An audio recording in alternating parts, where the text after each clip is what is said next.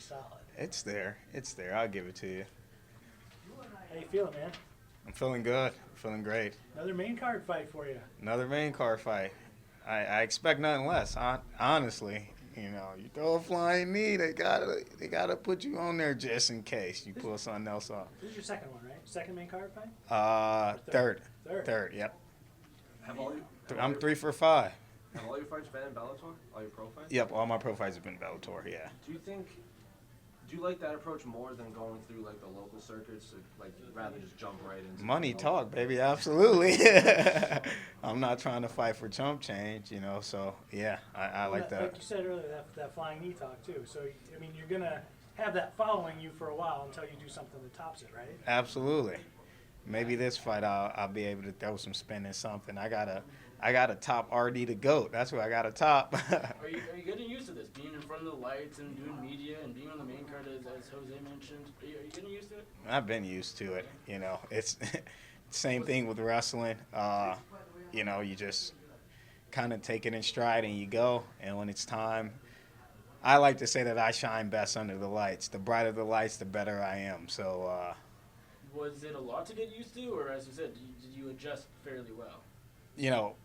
When you think about it, I started off at the Black Zillions. So I started off, training with cameras in my face every single day, watching guys do media interviews and things of that nature. So it's coming second nature. It's just a part of the game, Does that say something about training with a big, well-known camp right from the get-go? Yeah, I think so. I think it prepared me for media. I think it prepared me for fighting and everything that comes along with it, the media circus, the problems of a professional fighter, the ups and downs, you name it. I've seen it or been through it or experienced it through, other guys. So, yeah, I think that helped out a lot. So you've obviously seen your teammates in the UFC go through the USADA, like knocking on their door and stuff. Do you wish that was happening to you and your opponents too? I don't care. I ain't cheating. Shit, you can take my piss right now. I think that there should be some type of regulation. Just because everybody isn't honest. You know what I mean? Everybody's not honest, and there's some guys, I ain't gonna call out no names, but they looking a little too thick for this division. So, hell, who knows? Maybe in that featherweight tournament, they'll bring out some testing and see how the cards fall down then. Well, you brought it up. Are you looking to get in that tournament? I better be in that tournament. It's $1 million. I need to be in that tournament. Say no more. I'm ready for it. Anybody that they can bring, anybody that's in this weight class, I can strike, I can wrestle. I've got a nice BJJ background, and I've got some good submissions and chokes that, no one's seen yet. I've got some striking skills that no one's seen yet. So, I'm way more than a wrestler. There's no fake confidence here. It's all real. Is the money more important than the belt at the end of that tournament? Yeah. I mean, at the end of the day, a belt's cool, but money talks. That's what makes the world go around. I ain't fighting for a belt. If I get the belt, great, but at the end of the day, I'm fighting, to take care of myself, take care of my family, invest in some of the apps that I'm building, different things of that nature. It's belt's a belt, it's a piece of hardware. Shit's gonna sit on the shelf, money. You can do a lot with some money, baby. Do you feel like people, focus on belts almost too much? Because some are totally opposite. Some prioritize the belts more than money. Do you feel like people take it, priorities belts over money too much, or? I think that there's two different ways that you can approach this game. The first way is let me play safe, fight all the right people and then get to the belt. Or you can be like, I'm on a fight, whoever they throw my way, as long as that check clears and the zeros are behind it. I'm about the zeros, man. So, I'll fight anybody as long as the money's right. How crucial is it for you to get a big finish and kind of have another statement performance on Saturday so that you can kind of make your case to Scott and all the powers that be that you need to be one of those 16 guys in the tournament? I didn't even think about that until you just, came up with that question, to be honest. Sorry. It's all No good. pressure, man.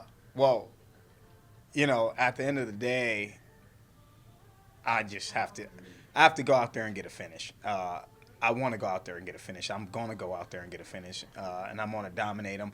And, if they choose to put me in the tournament, great.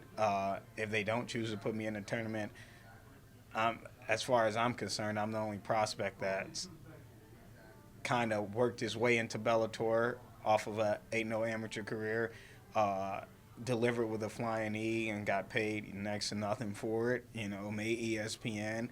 I've come out, I've stopped everybody except for Lencioni, and I dominated that fight, and I've continued to grow. I've continued to get better. So, I think that alone is a reason to put me in the tournament. And then if not for that reason, I'm the only fighter that's fighting on this level that's a software developer, so I can bring in the entire tech community over, to watch them fight. So it's like, I'm not telling anybody how to market me, but I'm just saying, you throw flying knees, you build apps, it might be a person to put into a featherweight tournament to promote the sport and promote the organization.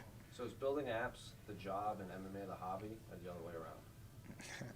I think they're both hobbies. So then what's the job? Or is there? I think that, my only job is to continue to grow. That's the only thing that I see as a job, whether it's as a software developer or whether it is as a fighter. Growth is the most important thing for me. But, I don't see either of the two as a job, really. One I get paid for. The other I'm starting to get paid for, so it's just like, kind of is what it is. Not every fighter out there builds apps. Are you one of the smartest fighters there is? Yeah. No. I like to think so. I think that I approach the game a little differently. While other guys are in between training sessions, playing video games or watching Game of Thrones or something like that, I'm utilizing my time to prepare for a life, one, outside of fighting and after fighting, and two, to preserve my brain. You know what I mean? Like, if you don't use it, you start to vanish a little bit. Things start to vanish. And so I think that as far as what I choose to do with my time and the way that I approach the fight game in terms of tactics and overall training, I think I am one of the smartest fighters Bellator has ever had the privilege of employing. What's the high score of your app at now? I gave up at like 16,000. I think the last time I checked it was 22,000. What is the app that you're building? So I'm in partnership with a new company called Koji. Think of a Wix drag and drop template site, but for apps. They're in beta right now, just raised $6 million. And so we're working on the Eric Claxton app, an exclusive app. And then I'm also building templates for their sites for other individuals to use. And with these templates, you don't have to know how to code. I do all the underlying coding. And pretty much you can just drag and drop. It's a drag and drop template thing, so you don't have to know how to code at all. Good. And you'll be able to make an app or two. So that's my new one of my new sponsors, one of my new partnerships, and we're moving over in the tech world, and we're moving up in in the tech industry and in the fight game. So So to me, coding is impossible. why you say that? I've tried, and it always comes out wrong. I'll put something together and I can't figure the mistake out. Someone will be like, "Oh, there's a random comma somewhere in there," and just throws everything off. So look, you just got to be a little patient with it. You got, I think patience is key, and then I think that also, you got to kind of be somewhat of a perfectionist, but at the same time, you have to be open-minded. There's 18 different ways to build one thing. Sure. So with 18 different ways of being able to build one thing, if you choose to go one path, you got to have that path correct. But that doesn't mean that there's the only path.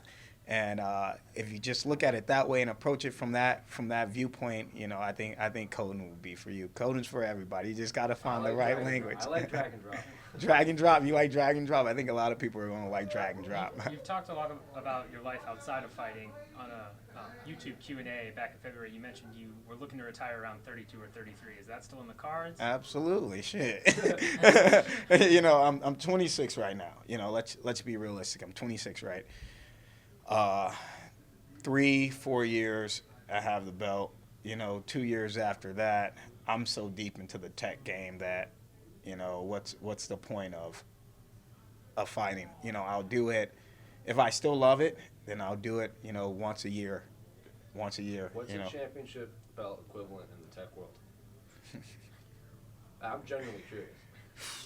I'd probably say, for me right now, it would be a championship belt would probably be being the best at core data.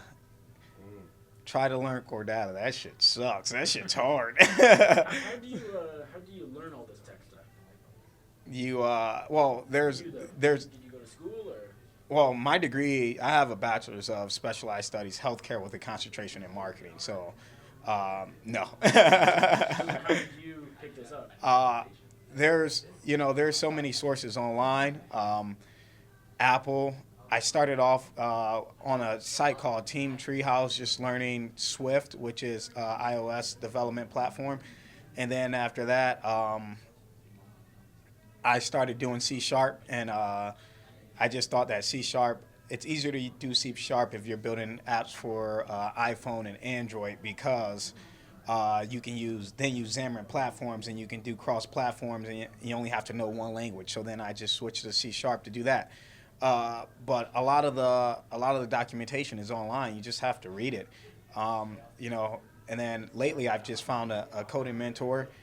He's been coding C# for 25 years, and so I have coffee and code with him once a month, and I go there with questions, and I leave with answers, and I leave with a shit ton of homework, and I'll go back next month and think that I'm here in the tech world, and then he's like, yeah, you're here, but do you know about this, and this? And I'm like, shit. So a lot of it's just online, man. You just got to be willing to read the documentation, sit down, write the notes, go back, read it again.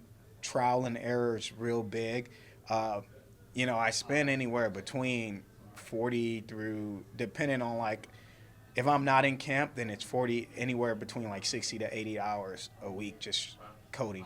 And if I am in camp, then it's anywhere between 20 and 30, so it's just time. You just sit there and you just look at that shit and you just read it and you just learn it, Super fast, going off my smartest fighter question earlier, what do you make of the stereotype that every MMA fighter is a knucklehead? Because that doesn't appear to be the case.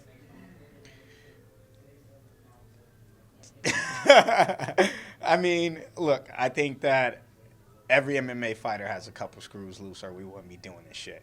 I just think that MMA fighters, their mistakes are in the public eye.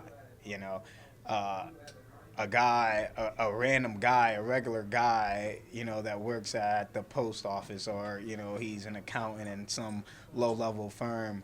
You get in a hit and run accident or something like that, there's no news article about it, but when you're in the public eye, it's a little different. So for everybody that thinks MMA fighters are knuckleheads, I guess you haven't met the right MMA fighters, Last one, you brought up your wrestling background. Did you watch Askren versus Burroughs? Hey, Burroughs whooped his ass. but there's levels to everything. Yeah. There's levels to everything, man. And Askren knew what was going to happen to him. He's not an idiot. He's a smart guy. Even though he's a smart guy, but he's also an ambassador for the sport of wrestling. He knew damn well he didn't have a chance against Jordan Burroughs. I knew it. Anybody that knows wrestling knew it. But the amount of MMA fans that he brought over to just pure wrestling, the wrestling community, it's great marketing. It's great marketing. It was a great marketing scheme. You get the guy that talks a lot, and you say, I'm going to come over here and I'm going to beat the brakes off of the best wrestler. how many people are going to go watch it? Everybody that wanted to watch him get his ass whooped went and watched it, and everybody that thought that he was going to win went and watched it. And guess who won at the end? The sport of wrestling won in the end. So you know, it was a great I think it was a great match and a great event. And Askren did a lot for the sport of wrestling doing that. What do you think about Burroughs saying he wants one MMA fight? If he want it, I mean, that's the money fight. If he want flying knee versus double leg, set it up, Scott. We can make it happen. He won't be able to he won't be able to out wrestle me realistically inside of a cage. I don't think that double leg will work. But if he wanted it, you know, I'd take that fight. What weight would that be at? Whatever weight he want. It's at the zeros. The number's behind the check. That's the only weight that matters. So let me know. Yes. Solid. Thank you.